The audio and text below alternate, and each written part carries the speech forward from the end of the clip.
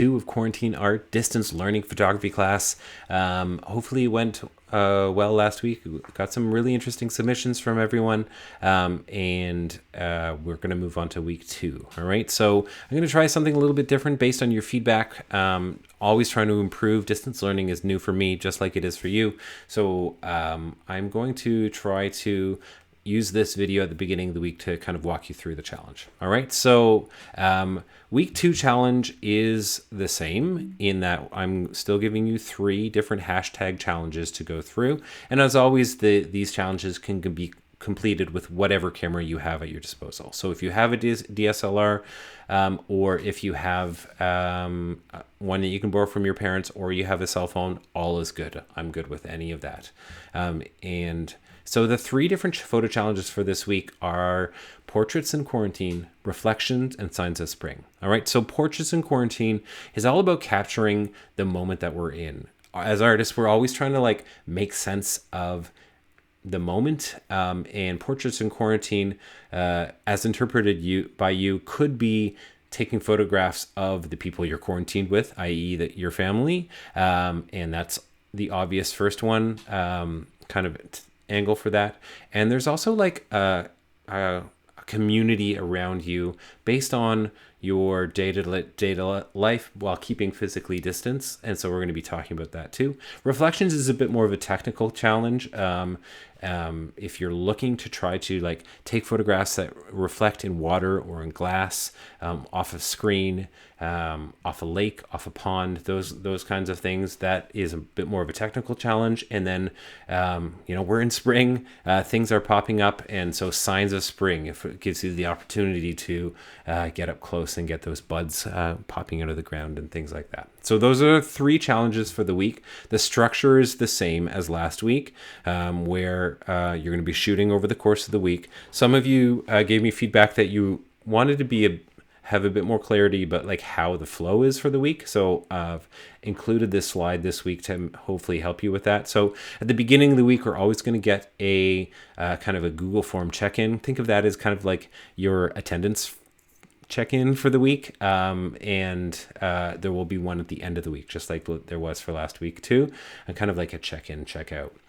So on Monday, which is hopefully when you're watching this video, is kind of the intro to the challenge. All right, so watching this video, going through the slideshow, that kind of thing, that's kind of like your task for Monday. For Tuesday, then you're starting to get some inspiration. There's a bunch of links in this slideshow. You can dive into the links and kind of get some ideas and learn a little bit of the techniques in those links. And if you're up for it and some good weather, or you're feeling inspired, you can start to shoot right away, and brainstorming some ideas for sure. Wednesday is definitely a shooting day. You want to shoot a ton. We're sticking with the workflow that we had when we were in class. So when we're doing Elevate the Everyday, or any other kind of shooting challenge on a day-to-day basis, you're trying to shoot a lot, and then we're going to narrow it down. So that kind of same kind of workflow, I would be making 1 album for you per week. Okay, so with a kind of an all shots kind of album, and then by the end of the week, maybe you make another one that is your top album that you can share some of your strongest photos back to the shared album. Okay, just like we were doing in class before. So Thursday, shooting more. Fridays, editing with whatever editing tools you have at your disposal. There's lots of online tools. Google Photos has editing tools. Maybe your laptop has a photo editor as well, or maybe you have Creative Cloud. And whatever it is, you're going to edit and select your top photos to share out, and we have a discussion on Google Photos and the Google community to kind of highlight the best of the week. So here are the tips and resources. This is kind of what you can dig into. Some of these is material that is in the grade 11 course. Portrait techniques to use, basic headshot techniques, is all about portraits and portrait lighting, which I know a bunch of you are super into. So I wanted to give you some of that course content as well as shooting with window light, which is a really, really nice way to get some natural light and to use for portraits. The Make Your Own Reflections link is Hayden Peterson, who is got a big following on YouTube and TikTok as a photographer, and he goes into like making puddles out of water with water bottles on site and taking reflection shots and things like that, and some other tips for reflection photography as well as macro shots. All right, so you can dig into those links as resources. The idea behind the prompts, at least one per week, we're trying to kind of use one of the challenges to kind of capture the essence of the moment. And this week it's portraits in quarantine.